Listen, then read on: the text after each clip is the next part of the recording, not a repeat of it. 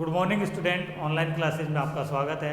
देखिए दोस्तों, हमने पिछले वीडियोज में देखा था कि घर्षण के बारे में। घर्षण में हमने देखा था घर्षण बल क्या होता है, किस प्रकार से लगता है, और घर्षण बल को प्रभावित करने वाले कारक लगभग हमने देखे थे। कुछ एक हम बात कर रहे हैं जो आज इस वीडियो में देखेंगे, कुछ एक जो प्रभावित करने वाले कारक हैं। तो हमारा बिंदु चल रहा था घर्षण बल को प्रभावित करने वाले कारक, बल को प्रभावित करने वाले कारक, बल को प्रभावित करने वाले कारक, ये हमारा टॉपिक चल रहा था, बिंदु चल रहा था। इसमें हमने एक दो एग्जाम्पल देख लिया था कमांडर तुलना। एक आज हम एग्जाम्पल की बात करेंगे। इसमें इस बल के अंतर्गत एक जो फर्श है, उस फर्श के ऊपर चिकनी फर्श है, उस फर्श या कोई मेज ले लो आप, कोई चिकनी फर्श या मेज ले लेते हैं। उस चिकनी फर्श या मेज के ऊपर एक समतल बनाते हैं और एक समतल आकृति बनी हुई है। इसके लिए हम ईंटों के सहारे कोई रखी लकड़ी का तख्ता का उपयोग करके, जैसे देखिए कैसे, ये कोई समतल मेज है मान लीजिए, या फर्श है, क्या है, समतल मेज या फर्श है, ठीक है। ये कोई समतल मेज या क्या है, समतल सतह है। इसके सहारे मैंने क्या कर दिया, एक ईंटों का या लकड़ी का कुछ ऊंचा सा एक सहारा बना दिया, एक तरीके से एक ऊंचा भाग बना दिया, ऐसा भाग बना दिया, ऐसा भाग है। इस भाग के सहारे में एक तख्ता रख देता हूँ, एक जो इस प्रकार का रख देता हूँ। इसकी ढलान है इस प्रकार की हो जाएगी, इस प्रकार की।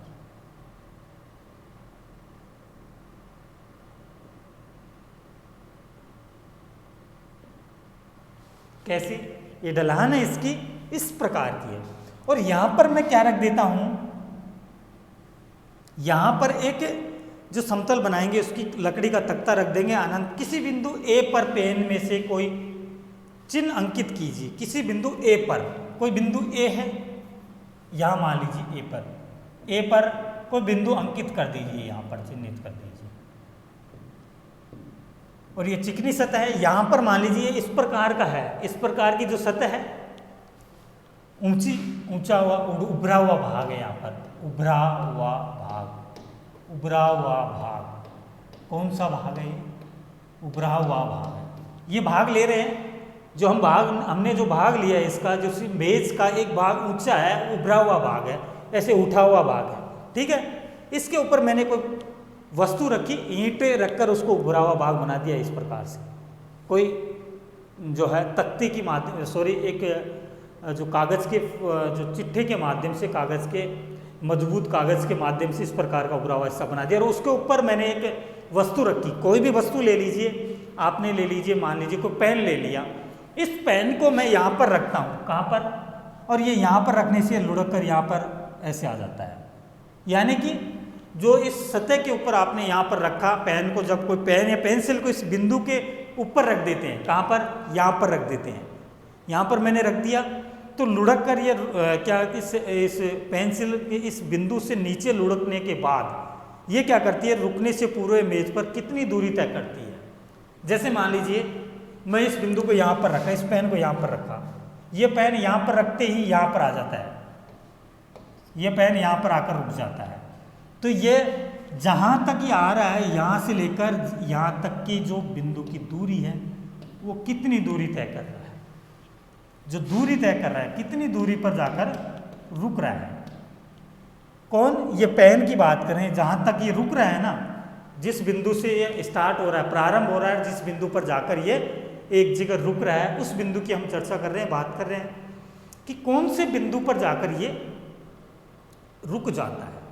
देखिए यहाँ से जो ये पेन यहाँ रखा हुआ है, यहाँ रखा हुआ है, मान लीजिए यहाँ पर कोई पेन रखा हुआ है, ये पेन यहाँ पर रखा हुआ है, यहाँ से गति करता हुआ कहाँ पर जाकर रुक जाता है, इस बिंदु पर जाकर रुक जाता है। इसमें कितनी दूरी तय करता है, इसको हम अपने पाठ्यांक में नोट करते हैं कि इस में जो दूरी तय, मेज पर कोई कपड़ा बिछा दीजिए, सुनिश्चित कीजिए कि हम इसमें सिलवटें न हो। या करेंगे मेज पर कपड़े के माध्यम से भी उसको, इस प्रक्रिया को दोहराएंगे। देखिए इसकी दूरी को नोट करते हैं, इसकी दूरी मान लीजिए 2 मीटर या 10 सेंटीमीटर की दूरी तय करता है। 10 सेंटीमीटर की दूरी तय कर रहा है यहाँ से यहाँ तक। अगर इस स्थिति को, कंडीशन को मैं चेंज करके इस फर्श के ऊपर, इस समतल जगह के ऊपर, चिकनी समतल जगह है ये, चिकनी है ये, चिकनी समतल जगह कौन सी है? चिकनी समतल सतह है ये। इस पर मैंने कोई कपड़ा रख दिया, कोई कपड़ा लगा दिया इस मेज के ऊपर, इस समतल सतह के ऊपर कोई कपड़ा बिछा देता हूँ, यहाँ पर बिछा दिया। अब इस प्रक्रिया को वापस दोहराते हैं। यहाँ से मैं पेन को छोड़ूंगा इस उभरी हुई सतह से, और ये यहाँ पर आकर रुक जाता है, यहाँ पर आकर रुक जाता है। कहाँ पर रुक रहा है? दूसरी कंडीशन में ये इतनी दूरी तय कर रहा है, यहाँ तक की, यानी कि 5 सेंटीमीटर की दूरी तय कर।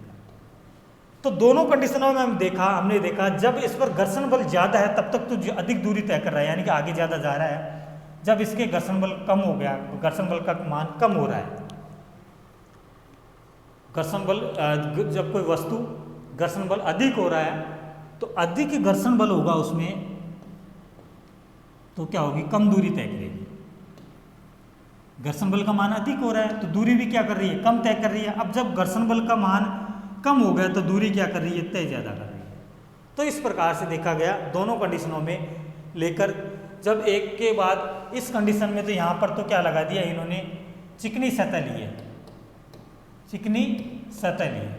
और जो दूसरी कंडीशन देखी इसकी, इस पर जो खुरदरी सतह के ऊपर उस पेन को छोड़ा वहाँ से खुरदरी सतह पर, तो खुरदरी सतह पर उसकी दूरी कम तय करती है, यानी कि 5 सेंटीमीटर की दूरी तय कर रहा है और इस सतह पर 10 सेमी की दूरी तय करती है। तो इतना अंतर आता है कि जब घर्षण जो कम होता है, ज़्यादा होता है, तो इन वस्तुओं में इतना ये डिफरेंट हमें दिखाई देता है। कौन से में? जब इन वस्तुओं के जो है घर्षण में जो है परिवर्तन होता है।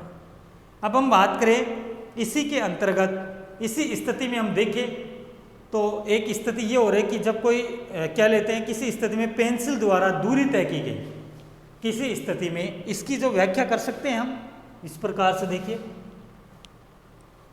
इसकी व्याख्या कर सकते हैं। देखिए एक पृष्ठीय अनियमितताएं लेते हैं, ये क्या लेते हैं? पृष्ठीय अनियमितताएं। ये इसी का बिंदु है जो प्रभावित करने वाले कारक है, घर्षण बल को जो प्रभावित करने वाले कारक है, इसी का जो टॉपिक है। देखिए प्रभावित करने वाले कारक संपर्क, घर्षण संपर्क और में आने वाले, घर्षण के संपर्क में आने वाले 2 पृष्ठ होते हैं। उन 2 पृष्ठों के बीच में जब उसमें घर्षण होता है और जो उसमें चार्ज या आवेश उत्पन्न होता है, वही क्या होता है? घर्षण होता है। ये सभी को पता है, आप सबको पता लग गया कि घर्षण क्या होता है। अब देखते हैं कि बहुत सारी सूक्ष्म जो अनियमितताएं होती है, 2 पृष्ठों के बीच में जो अनियमितताएं एक दूसरे पर क्या डालती है? प्रभाव डालती है, अनियमितताएं दिखाती है, एक दूसरे के भीतर धस जाती है। देखिए 2 वस्तुएं ऐसी हैं जो उनमें अनियमितताएं हैं, ये प्रकार की, इस प्रकार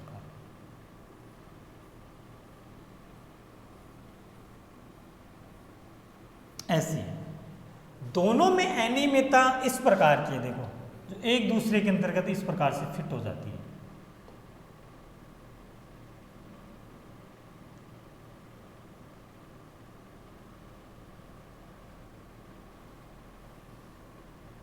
हो गई नहीं हो गई? हो गई ना इस प्रकार। दोनों में जो ये क्या है? अनियमितताएं, दोनों में अनियमितताएं,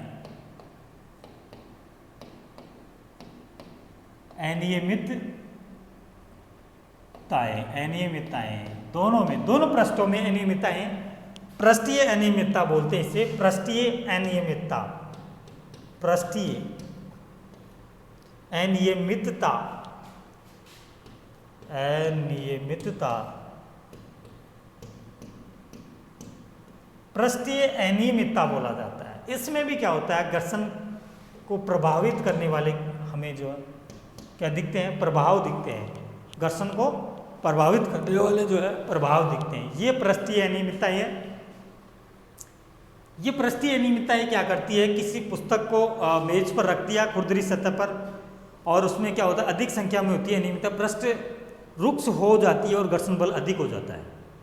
ठीक है, इन अनियमितताओं में एक हम बात करें कि बॉक्स को गतिमान रखने के लिए लगातार धकेलना पड़ता है। एक बॉक्स है, इसी का उदाहरण है वो भी, तो उसको गतिमान करने के लिए उसे लगातार धकेलना पड़ रहा है। किस प्रकार से? इस प्रकार से। एक बॉक्स है, उसको किसी बॉक्स को गतिमान रखने के लिए लगातार उसको धकेलना पड़ता है। किसी बॉक्स को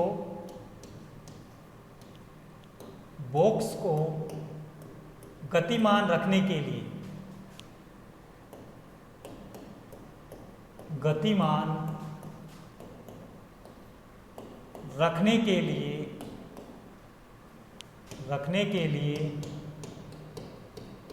किसी बॉक्स को गतिमान रखने के लिए लगातार धकेलना पड़ता है। लगातार क्या करना पड़ता है? धकेलना पड़ता है। लगातार उसे धकेलना पड़ता है। कैसे? कोई बॉक्स है, इस बॉक्स को क्या कर रहे हैं? लगातार धकेल रहा है किसी बच्चे के द्वारा। आप देख रहे हैं ये बॉक्स है, बॉक्स, ये कोई बच्चा है, ये बच्चा क्या कर रहा है? इस बॉक्स को लगातार धकेल रहा है। किसके लिए धकेल रहा है? कि लगातार इसमें गति होती रहे, गति रहे। अब हम देखते हैं कि हमने देखा है कि दो पृष्ठों के बीच में जो अनियमितता के अंतःबंधन के कारण घर्षण होता है। दो पृष्ठों के बीच अनियमितता के कारण, दो पृष्ठों के बीच, इसमें लिख सकते हैं हम, दो पृष्ठों के बीच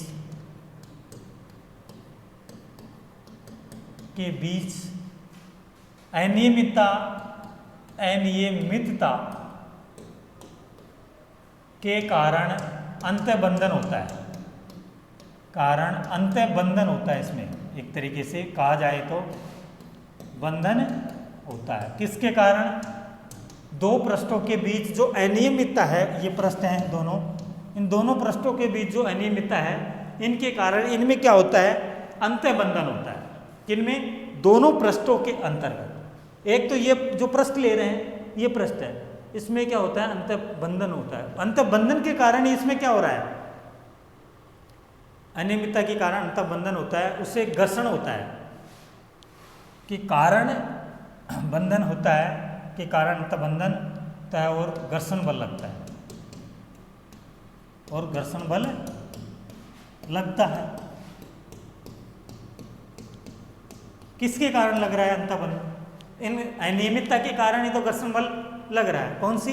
जो दो पृष्ठों के बीच में जो अनियमितता हमें दिखाई दे रही है। और ये यदि पृष्ठों को बलपूर्वक दबाया जाए तो घर्षण में वृद्धि हो जाएगी। यदि घर्षण बल को बलपूर्वक क्या किया जाए? बलपूर्वक उसको दबाएं तो भी घर्षण बल में वृद्धि हो सकती है। यदि घर्षण बल को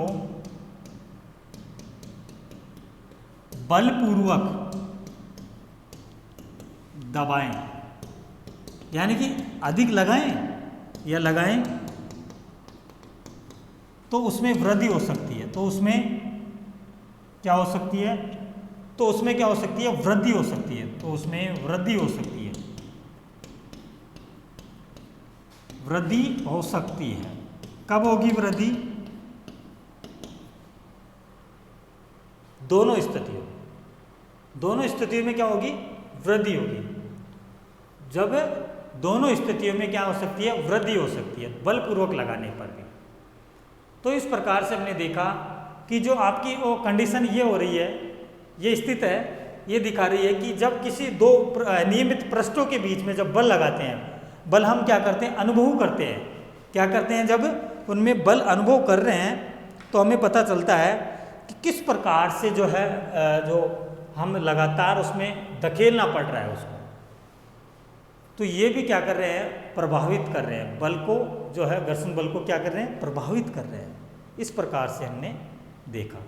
यह हमारा जो घर्षण बल को प्रभावित करने वाला जो कारक था वो लगभग कंप्लीट हो गया है। अब हम नेक्स्ट बिंदु की चर्चा करेंगे। वह बिंदु है कि घर्षण हानिकारक परंतु अनिवार्य किस प्रकार से होता है। देखिए, घर्षण हानिकारक परंतु अनिवार्य किस प्रकार से होता है। घर्षण हानिकारक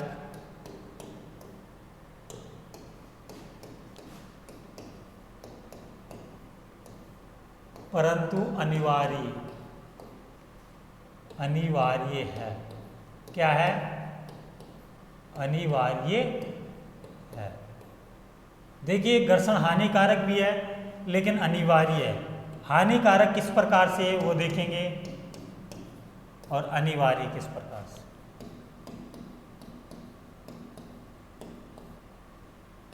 दोनों में अंतर देखेंगे हम, दोनों के अंतर को अलग अलग समझेंगे कि हानिकारक तो किस प्रकार से है और अनिवार्य किस प्रकार से। इस प्रकार से दोनों के अंतर को हम यहाँ पर लिखेंगे।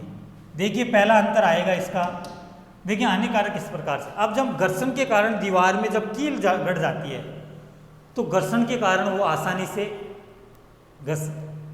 हमें आसानी रहती है उसको कील को लगाने में। ठीक है, देखो घर्षण के कारण कैसे होगा, जब आप उसको धीरे धीरे लगाओगे तो उसमें घर्षण क्या होगा? कम होगा तो वो आसानी से दीवार में घुस नहीं पाएगी कील। आपकी जो कील है ये तो लाभ हो गया इसका। तो कील को गाड़ने के लिए घर्षण बल आवश्यक है। कील को पहला जो अनिवार्य है, जो अनिवार्य किस प्रकार से है, दीवार में कील को लगाने के लिए, दीवार में कील गाड़ने के लिए, कील गाड़ने के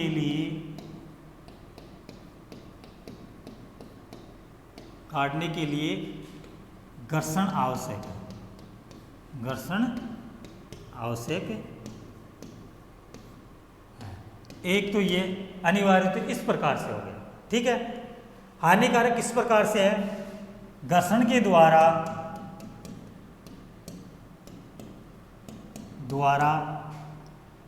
चप्पल जूते घिस जाते हैं,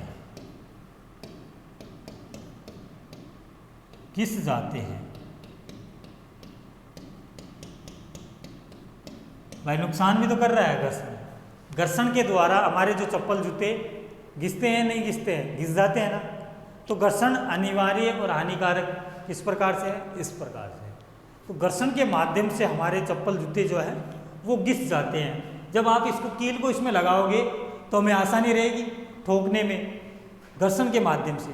घर्षण के कारण जूते के तले घिस जाते हैं। जो हम जूते पहनते हैं इनके तले जो हैं वो घर्षण के कारण घिस जाते हैं। आपने देखा होगा जो हमारे जूते होते हैं, ये मान लीजिए ये जूते हैं,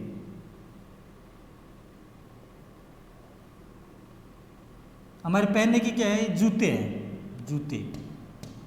इन जूतों के नीचे की परत होती है जिसमें इस प्रकार के जो है सांचे बनाए हुए होते हैं। आपने देखा होगा जूतों का जो नीचे का हिस्सा होता है, तली, जूतों की जो तली है, ये जूते हैं, इन जूतों की तली के नीचे इस प्रकार के जो बनाए गए हैं वो खुरदरीपन इस प्रकार से बनाया जाता है कि जो है हमें चलने में आसानी रहे। घर्षण बल को कम कर देता है। घर्षण बल को चिकनी सतह क्या कर देती है? कम कर देती है। किस प्रकार से? जब अब इसमें ये क्यों लगी हुई होती है कि ये जल्दी से घिसे नहीं और हमें चलने में आसानी रहे, जो है चिकनी सतह पर हम आसानी से चल सकते हैं। इसे फिसलने की जो डर नहीं रहता है। इस प्रकार की जो तली लगी हुई होती है, कब? उन जूतों में, जूते हैं चप्पल में। आपने कभी कभी देखा होगा जो बड़े बड़े वाहन होते हैं, टायर होते हैं, मोटरसाइकिल, ट्रक, बस, इन के वाहनों में भी खांचे होते हैं। क्या होते हैं? खांचे होते हैं। किस प्रकार से खांचे होते हैं? देखिए, वो देखेंगे हम किस प्रकार से खांचे होते हैं। देखिए इस प्रकार से, जैसे ये कोई टायर है, पहिया है, इस पहिए के अंतर्गत आपने कभी कभी देखा होगा इस प्रकार का जो खांचा बना होता है, वो खांचा होता है इस प्रकार का पहिया। ये क्या है? पहिया है। इस पहिए के अंतर्गत जो खांचा बना होता है, ये क्यों लगाया जाता है? ताकि ब्रेक लगाने पर, ताकि वाहन में ब्रेक लगाने पर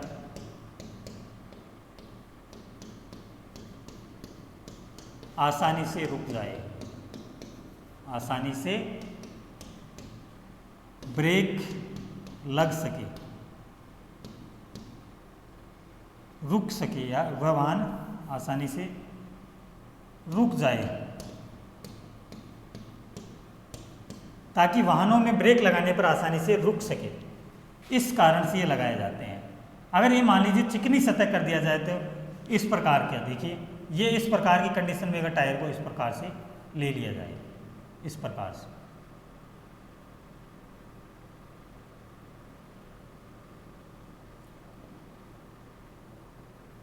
अगर उसकी जो है उस टायर को सतह को चिकनी कर दिया जाए, क्या कर दिया जाए, चिकनी कर दिया जाए, मान लीजिए इस प्रकार से,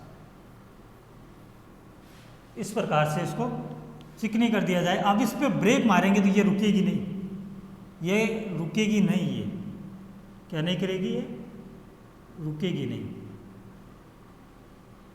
इस प्रकार से ये रुक नहीं सकती है।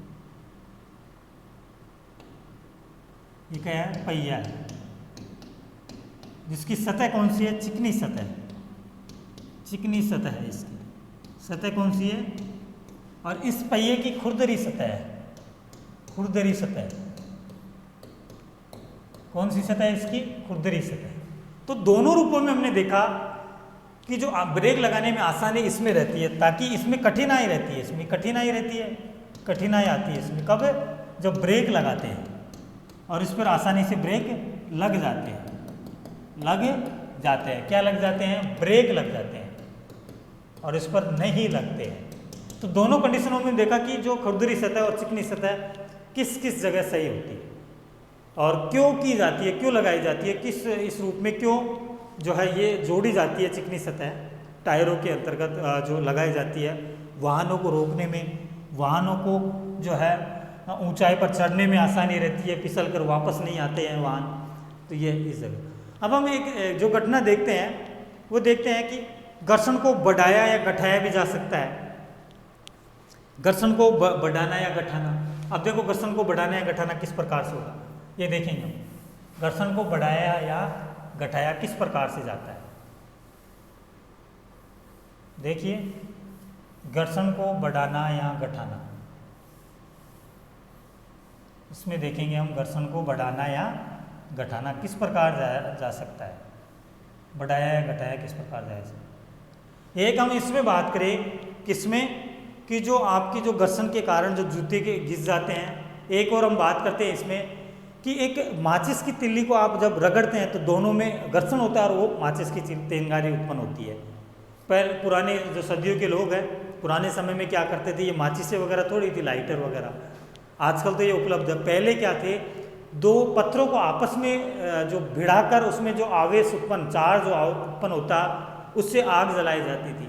उससे लोग खाने पकाने के जो खाना बनाते थे उसको पकाते थे उससे जला करके। सर्दियों में जो है तापन करते थे, जिस प्रकार से वो आग जलाते थे, वो उस दोनों पत्थरों को आपस में भिड़ा कर, दोनों पत्थरों के भिड़ने से क्या होता, घर्षण होता, घर्षण से उसमें ज्वलनशील पदार्थ निकलता जिससे वो जलने लग जाता है। तो इस प्रकार से वो लोग करते थे। अब हम बात करेंगे कि घर्षण को बढ़ाया या घटाया किस प्रकार जा सकता है। हम बात करें, देखिए घर्षण को बढ़ाना या घटाना, घर्षण को बढ़ाना या घटाना, घर्षण को बढ़ाना या घटाना तथा घटाना। तो घर्षण को बढ़ाना या घटाना किस प्रकार से होगा, देखिए घर्षण किस प्रकार से बढ़ सकता है और किस प्रकार से घट सकता है, ये हम देखने जा रहे हैं कि घर्षण किस प्रकार से, घर्षण को किस प्रकार से बढ़ाया जा सकता है और किस प्रकार से घटाया जा सकता है, वो उसकी हम चर्चा करेंगे। देखिए घर्षण को बढ़ाने के लिए हम चिकनी सतह पर घर्षण क्या हो जाता है, बढ़ जाता है, जबकि खुरदरी सतह पर घर्षण कम हो जाता है। तो इस प्रकार से घर्षण को बढ़ाया या घटाया जा सकता है, जिसकी हम जो नेक्स्ट क्लास में हम जो विस्तार से हम चर्चा करेंगे इस बिंदु की, घर्षण को बढ़ाना या घटाना। आज के लिए इतना काफ़ी, धन्यवाद।